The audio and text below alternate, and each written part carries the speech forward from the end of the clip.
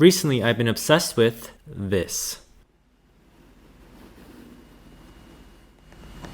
This boot has intrigued me so much and why its existence is still here. To be even honest, the only time I've actually seen this boot is in the paintings of war generals in the 1800s. I'm also interested in how the boot looked before this was abused so much it's not wearable and why it's out of fashion. Let's take a step back. These are 1930 cavalry boots, Peel & Co., a famous bootmaker in the UK.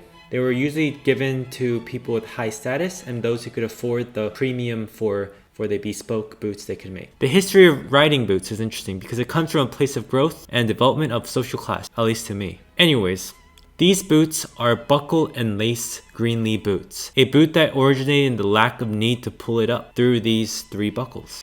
You can think about this. The shoe itself is a Derby shoe with side panels and the tongue resembling that of a normal boot, 3 buckles variant.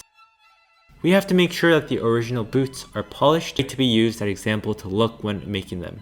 This boot is cracked and full of imperfections. So how do we fix this? How do we restore it to a certain degree where we can start working with this boot? First, this pair of boots has to be swept with the brush to remove any debris or dust off this old shoe. 6 hours later. Second, the whole boot has to be caked in oil until the leather is no longer brittle, 2 times a day. I actually ended up doing this for a whole week because this leather was so old. Finally, we have to use the oil to polish it up to a fine degree of shininess. These straps are broken, but I won't bother with that. My stitching skills aren't up to par to fix these, and we'll be delaying this until funding.